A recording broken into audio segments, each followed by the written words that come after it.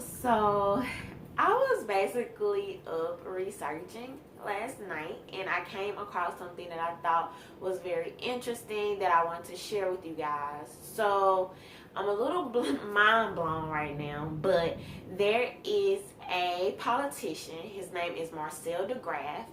And he is basically in the European Parliament, and he was on a press conference recently in Hungary. And so part of this press conference ended up being a warning to the world, saying that the UN and the Global Compact is basically going to extend hate speech definitions and hate speech crime to include immigration. Now, that might not sound too off the wall as of yet, but follow me and I'm going to tell you why this is crazy and scary. The 10th and 11th of December, there will be an international congress in Marrakesh, Morocco, with regard to this global compact on migration. And the participating countries are set to sign this agreement. And although this joint agreement isn't binding, it's still meant to be the legal framework on which the participating countries commit themselves to build new legislation. And one basic element of this new agreement is the extension of the definition of hate speech. The agreement wants to criminalize migration speech. Criticism of migration will become a criminal offense. And media outlets, and that also concerns you, that give room to criticism of migration can be shut down. The Compact for Migration is legalization of mass migration. It's declaring migration as a human right. So in fact, it will become impossible to criticize Ms. Merkel's welcome migrants politics without being at risk to be jailed for hate speech. So there's an article that I found on Express UK.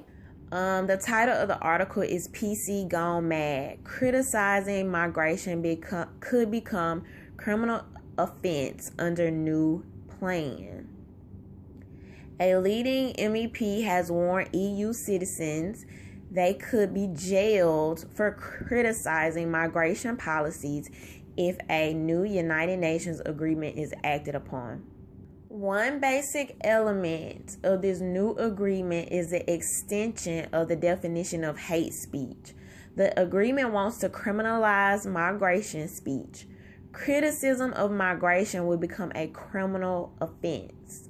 Media outlets that give room to criticism of migration can be shut down. It is declaring migration as a human right, so it will in effect become impossible to criticize Mrs. Merkel's welcome migrants politics without being at risk of being jailed for hate speech. Okay, look at this. One of the guiding principles of the document asks for a whole of society approach to promoting mass migration, including the role of the media. Governments are asked to promote independent, objective, and quality reporting and stopping allocation of public funding or material support to media outlets that systematically promote intolerance, xenophobia, racism, and other forms of discrimination towards migrants. Alright, so this is from jihadwatch.org. It says, as part of the UN Migration Pact, signatories are required to commit to eliminate all forms of discrimination with measures including state promotion of diversity, prevention of hate speech, and opening up a welfare system to illegal immigrants was written in such a way that it would create a legal framework.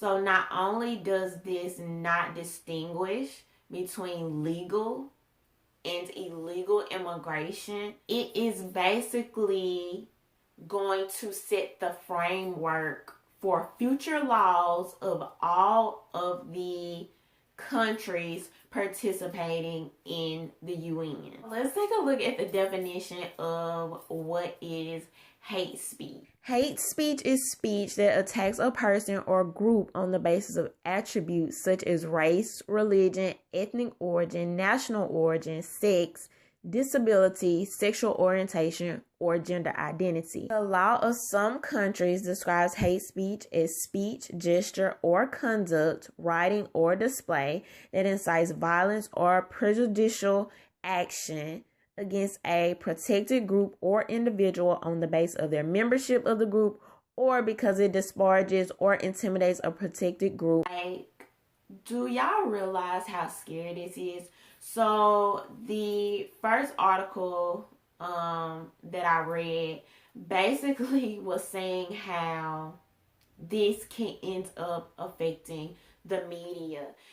I show you guys all the time how the media constantly suppresses information, how the media lies, how the media hides things.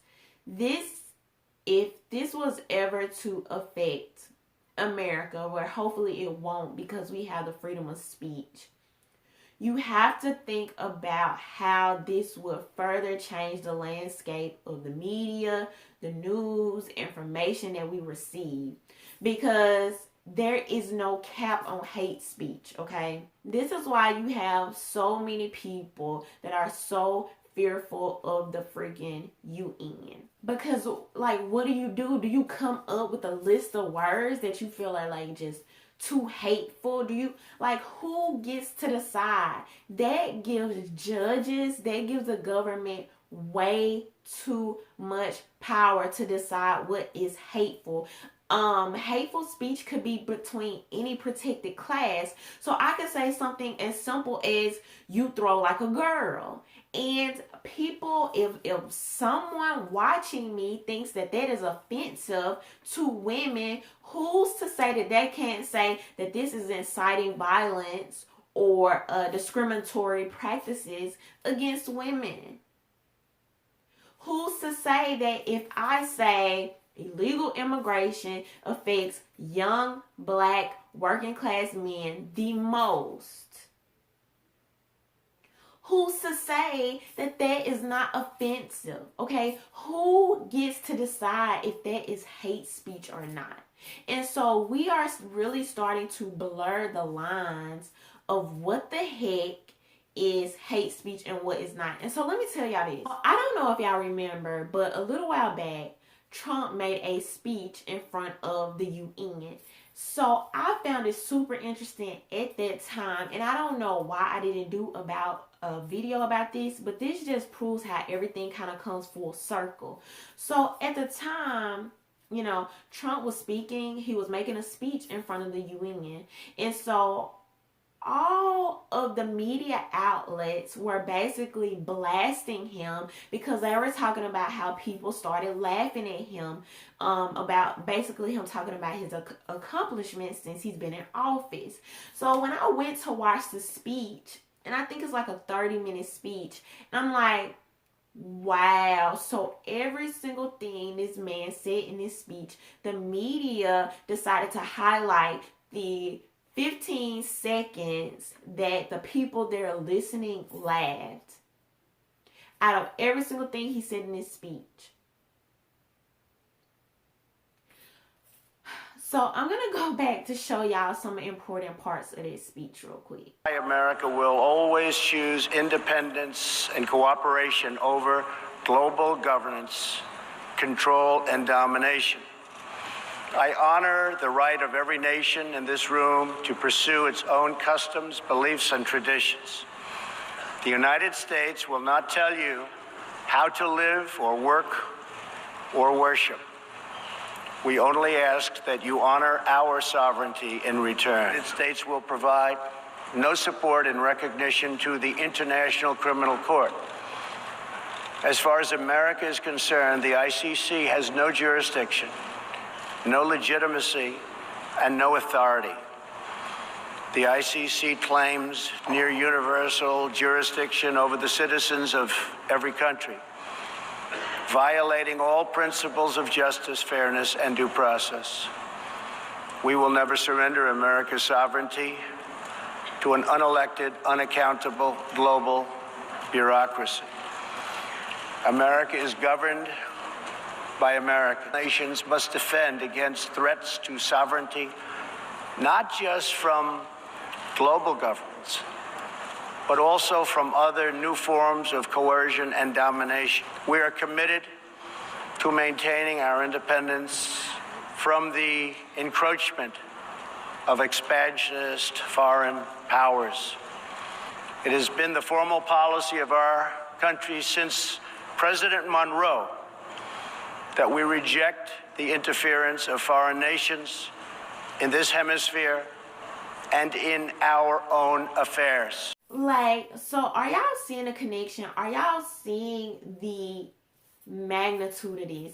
So Trump basically got up on a national platform and gave a big screw you to the UN, who basically represents global and international rule, right? These people have different traditions. These people have different customs, different cultures. We're talking about people all across the world, across the seas, people that we did not vote into office that would be making rules on our behalf. So what could be considered hate speech there would not necessarily be considered hate speech here. And thankfully, we don't have any hate speech laws, because how do you contain that? How do you contain that? What's the cap? Which words are too much? Where does it cut off? When do facts become hate speech? And so thankfully, the U.S. is not a part of this global pact. But it's just scary. It's just scary. And it just shows how close we were to being a part of this. And are these laws legally binding? No. But they do create a political tone. It sets a tone for future laws that could be created. Really want people in Afghanistan and Ukraine having influence on the type of laws and structures that we have here? Do you really want people in Pakistan and Russia having any influence on the American definition of hate speech? And if y'all can't see that, if you can't see how we are already lied to, how information is already suppressed, and things like this will continue to create a path and set a horrible precedent that we don't want to go down. When you have alternative sources that are already being blocked and suppressed because of different views, and it strays away from the media narrative, when we know and we clearly see with our own eyes how the media lies to us, y'all, it's all starting to click and it's all starting to make sense to me now. So, yeah, to me, from what I can tell, it looks like the U.S. dodged a bullet. Everything that I would have hoped for to not be true and to not be happening is happening and has the potential to happen. And so, this is just really mind-blowing to me. And so this is not what I expected. This is not what I expected to find. These are not the dots I expected to be connecting, and the things I expected to be seeing come full circle. So all of this is new to me. And the scariest part is, if I am only finding all of this out now,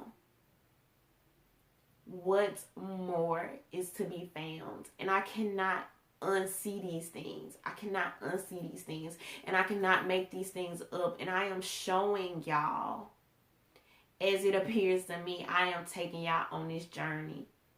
So, scary and weird indeed.